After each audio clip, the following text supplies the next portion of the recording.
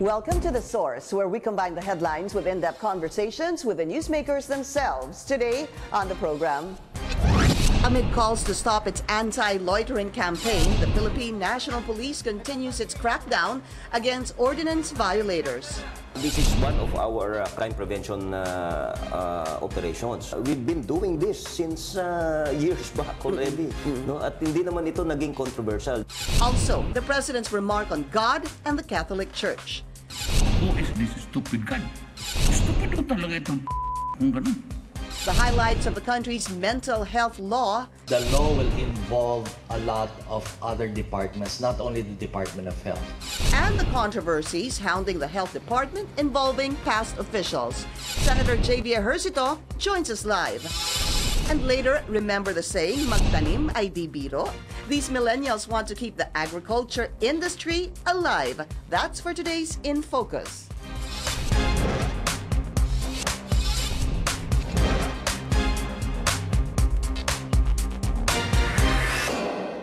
Thank you for joining us. I'm Pinky Webb. Both the Senate and the House of Representatives seek to probe the Philippine National Police's campaign against loiterers. This after thousands of so-called tambays who allegedly violated local or city ordinances were apprehended by policemen in the past few weeks. But PNP Chief Oscar Albayalde sees nothing wrong with their crime prevention drive. Also, we get to know more about the country's mental health law, and is there a looming Senate investigation on the health department's multi-billion peso controversy involving barangay health station projects? Let's go straight to the source of the story. We have Senator JV Ejercito. Senator, welcome back to the show, sir. Hi, Vicky.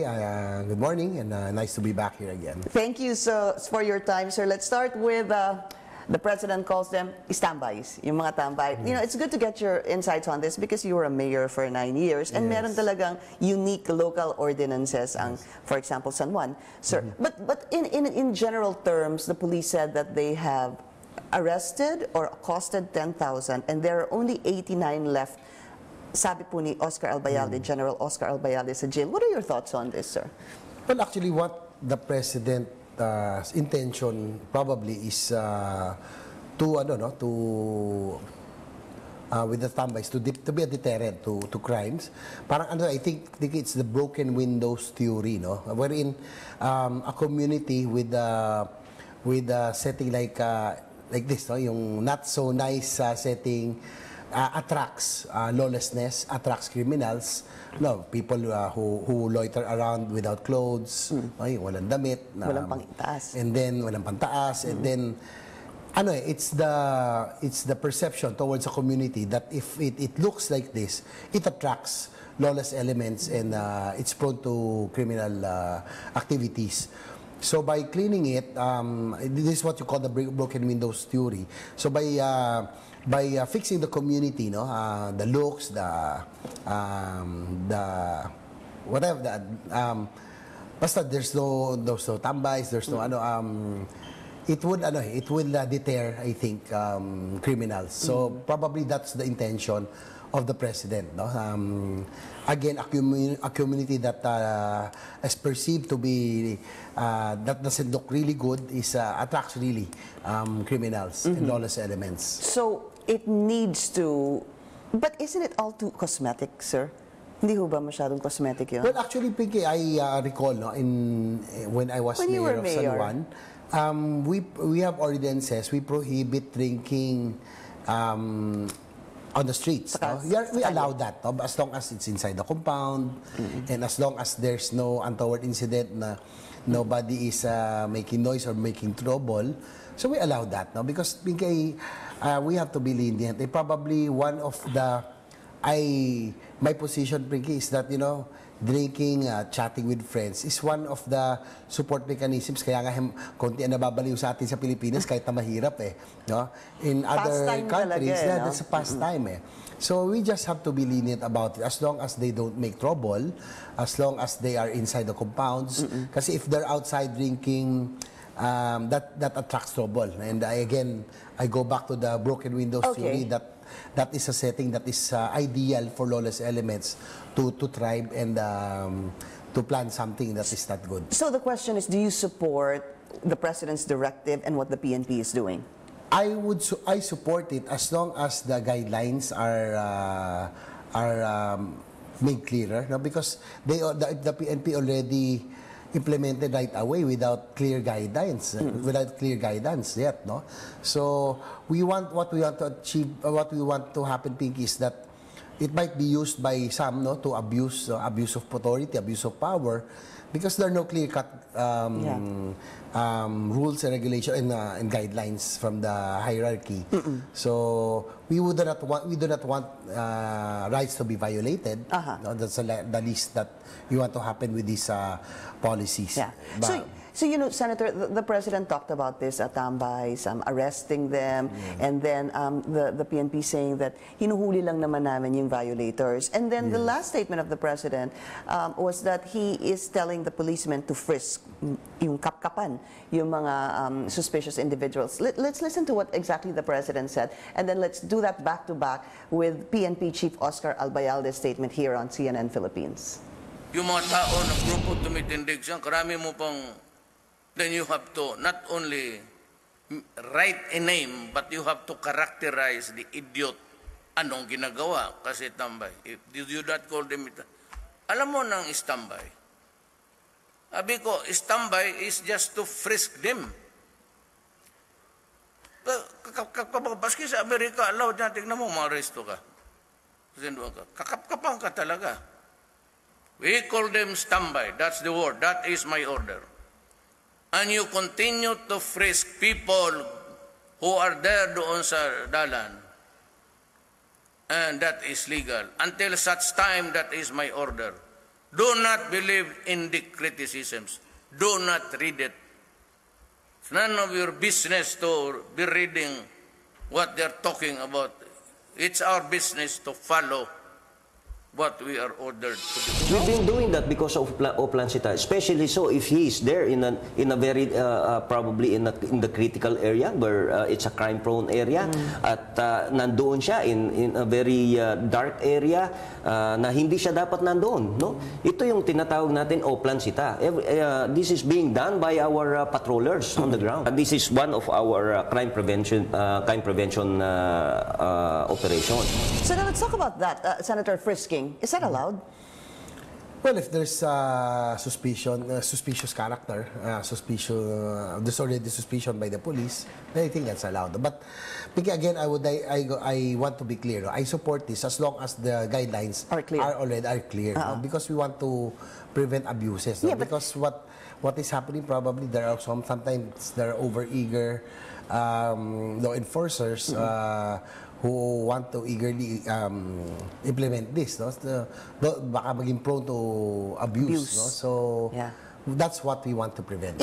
That's why I wanted to talk about frisking, because that's a possible, it could be abused by members of the police. Let's say, sir, that meron pong tao sa kalsada, hindi nila, kaaway po nila, if frisk nila, pwede pong, I'm not saying they can plant evidence. Paano ho yun? How do you protect the citizenry against something like that? We have to make sure also in the PNP, no, what has happened in the past, no, I hope that they would be able to regain the people's trust by making sure that as they implement the president's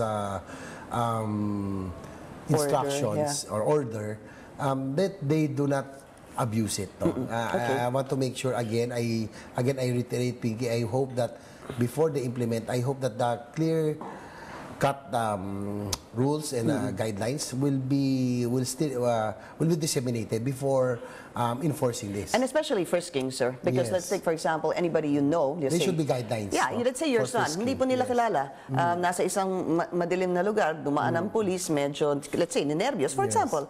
Tapos, kakapkapan. I mean, you see, I'm not sure if you would allow yourself na kapkapan ka ng police dahil baka matakot ka din, di ba? It's, in a way, I think, Pinky, that's already infringing on your rights already, no? Yes. So in case, from what I know, if there's something suspicious only, that's the only time that they can freeze. Yeah, but if there is something suspicious is subjective, sir. Yes, Yun ang problema. That's why we need the guidelines. Okay, so dapat malinaw talaga yung guidelines on that. No? And then if it's clear, you support it? Yes. Okay, let's talk about Genesis Argoncillo, Sir Tisoy, alarming scandal, binugbog daw ng co-inmates, pagkatapos po namatay. Do you believe that's the story here, sir? Well, the problem here is that the PNP and they came up with different versions already. So it's very hard already to believe if we come up with 2 or 3 or more versions, no? So it's unfortunate, no, that just because of the implementation, probably, as I've said, over-eager, yung gigil in the implementation, that's what we have to prevent. And make sure that the PNP as the dapat to serve and to protect, no? You have to protect and respect the rights of every individual. Yeah. But I just want to bring this in. If you ask the PNP, sir, hindi naman ho sila daw nagpalit ng story because in fact, they said one thing because that was the initial investigation, and then there was this additional investigation. That's why the story had to be updated, I guess, sir. So what do you intend to, number one, do you support the investigation, the possible investigation of the Senate on this? And if yes, sir, ano hong gusto niyong conclusion here? Well, there's already a resolution that was filed, so it depends on the committee on public service, public order.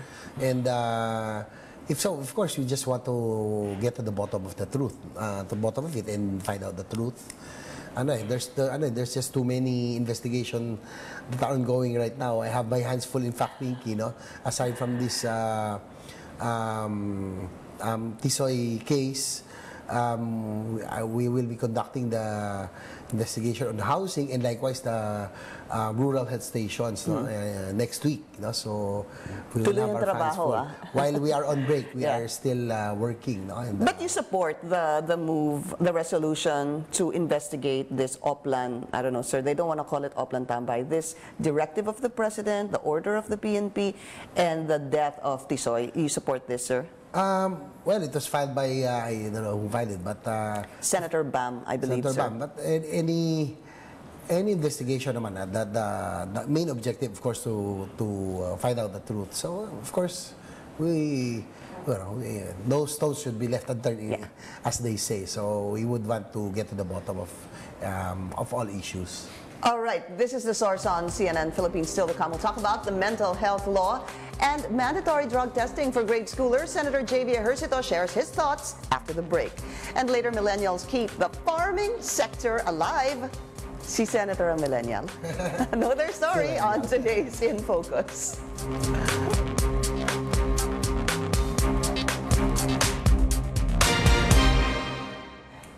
You're watching The Source on CNN Philippines. Our guest today, Senator JV Ejercito. Sir, the mental health law, congratulations, of course, to the principal author. I believe that's Senator Risa Ontiveros. She was the chairman of the Committee on Health. Yes, she was the chair of the Committee on Health. And when this measure was introduced and was started, no, I assumed last year.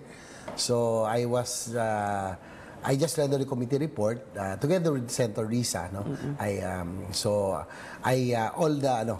I think the credit goes to her, no, for really working for its passage. And I would like to thank Pinky, the President, for signing this measure, which I feel is very significant these days. No, that there are so many cases of depression, suicides. So mental health is really an issue that should be given importance nowadays. And that's been at the forefront now. That's at the forefront now because of the President signing this into law. But just very briefly, what can we expect from this law, sir?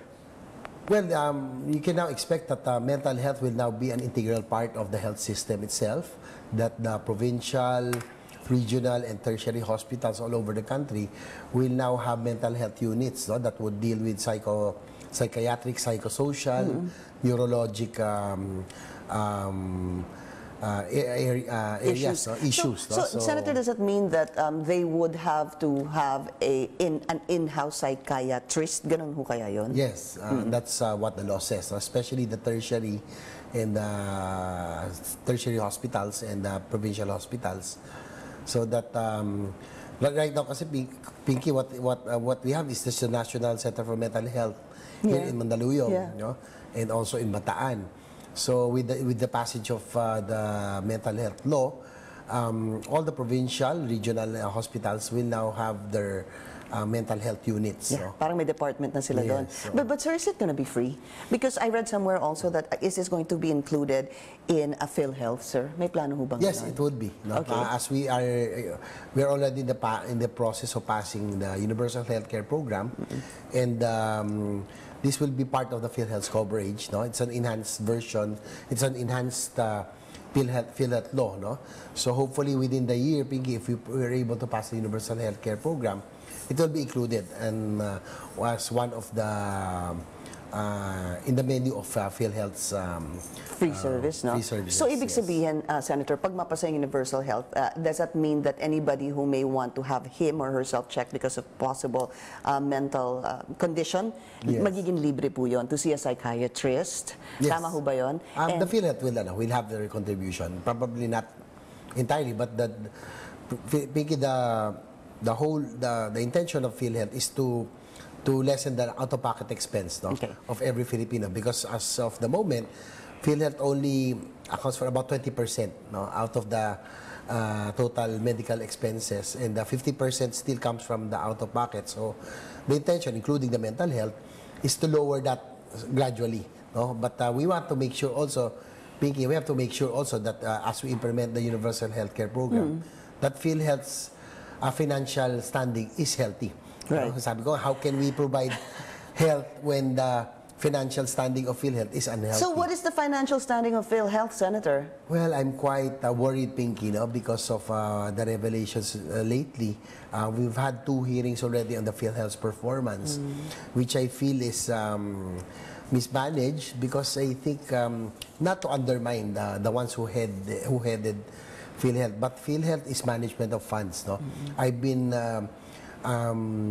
recommending to the President to already appoint a permanent head, no? Kasi OIC lang for the past 2 years, someone with a financial expertise and actuarial capability, because this means actuarial and management of funds, no? So more than, not to undermine the doctors, the lawyers, but I think we need a financial person to head PhilHealth to make sure that it becomes financially healthy as we implement the Universal Healthcare Program. So if you are a little worried about the financial state of PhilHealth and yet you have this pending Universal Healthcare Program, paano ho yun? That's why we have had 2 hearings already on PhilHealth, no?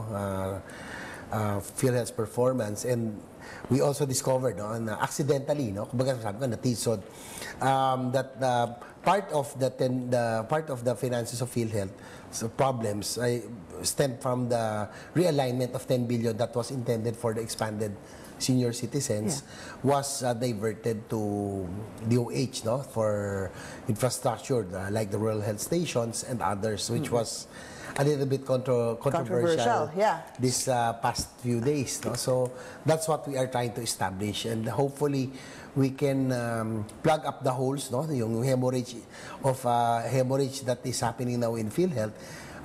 This is only one aspect, Pinky. No? There are a lot of things that need to be done in PhilHealth, like yung mga fraudulent claims. No? Example, yung a simple case of cough and cold, bronchitis, they claim as TB because, or they claim as what do you call this? TB or higher, no? Because it's more expensive, no? So those are the fraudulent claims, no?